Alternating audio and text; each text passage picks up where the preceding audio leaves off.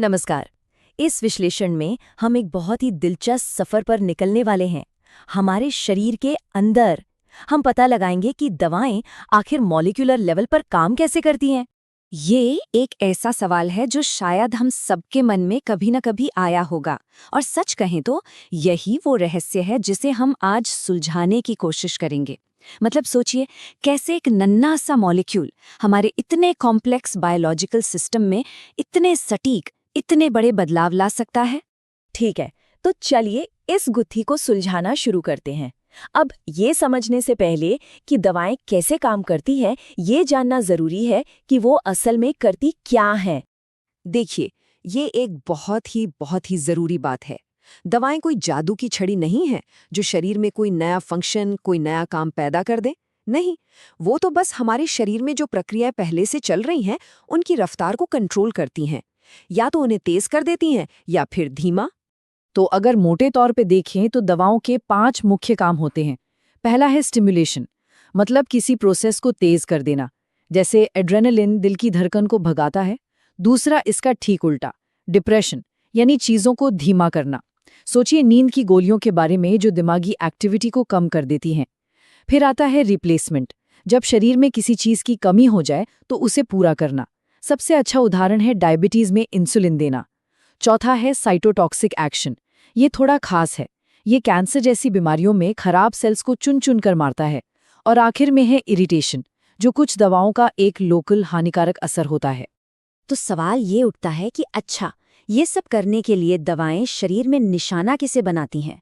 जवाब है, ज्यादातर दवाएं बहुत ही स्पेसिफिक टारगेट्स पर काम करती हैं, बिल्कुल वैसे ही जैसे एक खास ताले के लिए एक खास चाबी होती है।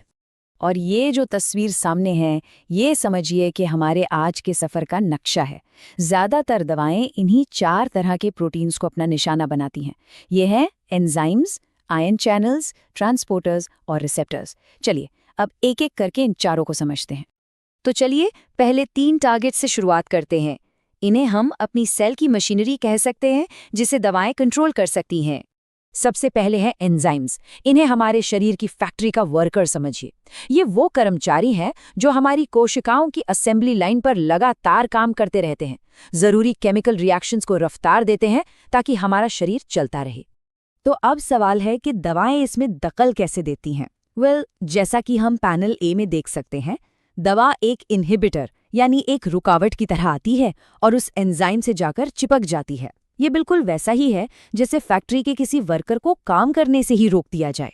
नतीजा, पूरी असेंबली लाइन ठप पड़ जाती है और जो फाइनल प्रोडक्ट बनना था वो नहीं बन पाता। हमारा अगला टारगेट है आयन चैनल। इन्हें हम सेल का सिक्योरिटी गार्ड या गेट कीपर कह सकते हैं। ये बहुत ही ज़रूरी छेद या पोर्स होते हैं सेल की दीवार में, और ये तय करते हैं कि सोडियम या पोटेशियम जैसे कौन से आयन्स सेल के अंदर बाहर आ जा सकते हैं, और ये हमारे नर्व सिग्नल्स जैसी चीज़ों के लिए बेहद ज़रूरी है। अब जैसा कि पैनल बी में दिख रहा है, दवाएं इन गेट कीपर्स पर 2 तरह से असर डाल सकती हैं। या तो वो एक ब्लॉकर बनकर दरवाजे को ही जाम कर देती हैं, मतलब फिजिकली उसे बंद कर देती हैं, या फिर वो एक मॉड्यूलेटर बनकर ये कंट्रोल करती हैं कि दरवाज़ा कब खुलेगा, कब बंद होगा और कितनी आसानी से खुलेगा। और अब बारी है ट्रांसपोर्टर्स की। इन्हें हमारे सेल की शटल बस या फिर एक रिवॉल्विंग डोर की तरह समझ सकते हैं। इनका सीधा सा काम है ज़रूरी मॉलिक्यूल्स को पकड़ना और सेल की मेम्ब्रेन के आर पार ले जाना। कई एंटी डिप्रेसेंट दवाएं बिल्कुल इसी तरह काम करती हैं। जैसा कि पैनल सी में दिख रहा है, दवा जाकर उस ट्रांसपोर्टर को ब्लॉक कर देती है। इससे क्या होता है, उसकी शटल बस सर्विस ही बंद हो जाती है। ये सेरोटोनिन जैसे न्यूरोट्रांसमीटर्स को सेल में वापस जाने नहीं देता, जिससे बाहर उनकी मात्रा बढ़ जाती है, और इसका सीधा असर हमारे मूड पर पड़ता है। चलिए अब हम आगे बढ़ते हैं सबसे आम और शायद सबसे ज़रूरी ड्रग टारगेट की तरफ। यह है रिसेप्टर्स। इन्हें शरीर के कम्युनिकेशन सिस्टम का मास्टर स्विच कहना गलत नहीं होगा। तो यहाँ जो सबसे ज़रूरी बात याद रखने वाली है वो ये है, रिसेप्टर एक ताले की तरह है। ये सेल की सतह पर मौजूद है और एक खास सिग्नल का इंतज़ार कर रहा है। और जैसे ही सही चाबी, चाहे वो कोई हार्मोन हो या फिर हमारी दवा, इस ताले में लगती है, ये सेल के अंदर एक पूरा का पूरा एक्शन शुरू कर देता है। अब यहाँ मामला थोड़ा और दिलचस्प हो जाता है। यहाँ 2 तरह की चाबियाँ होती हैं। एक है एगोनिस्ट, ये हमारी मास्टर की है। ये ताले में फिट होती है, उसे घुमाती है और दरवाजा खुल जाता है, यानी एक्शन शुरू हो जाता है। दूसरी तरफ है एंटागोनिस्ट। ये गलत चाबी है। ये ताले में घुस तो जाती है पर उसे खोलती नहीं, बल्कि ये ताले को जाम कर देती है ताकि असली चाबी भी अपना काम ना कर पाए।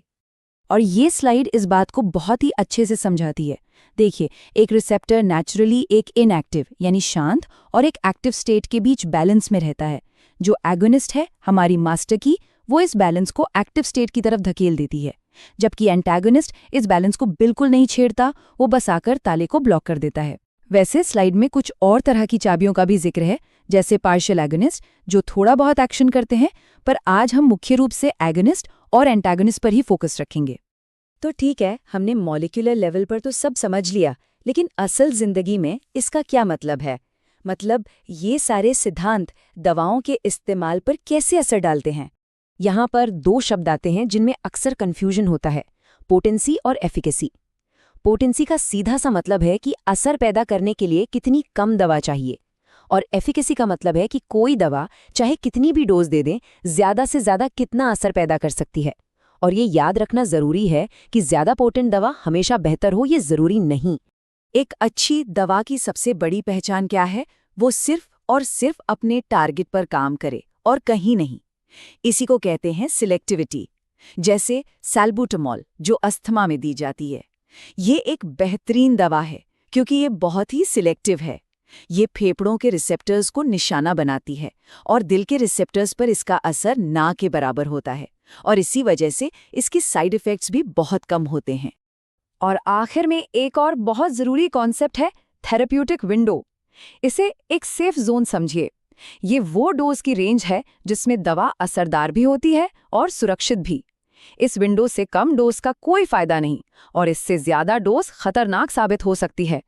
डॉक्टर्स हमेशा इसी सेफ जोन के अंदर रहकर दवा प्रिस्क्राइब करते हैं।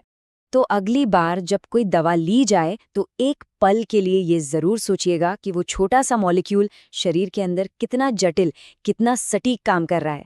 ये एक तरह का मॉलिक्यूलर डांस है, और ये हमें सोचने पर मजबूर करता है कि अगर दवाएं हमारे शरीर के तालों की चाबियां हैं, तो भविष्य में विज्ञान और कौन-कौन से नए जैविक ताले खोलने के लिए नई चाबियां बनाने वाला है।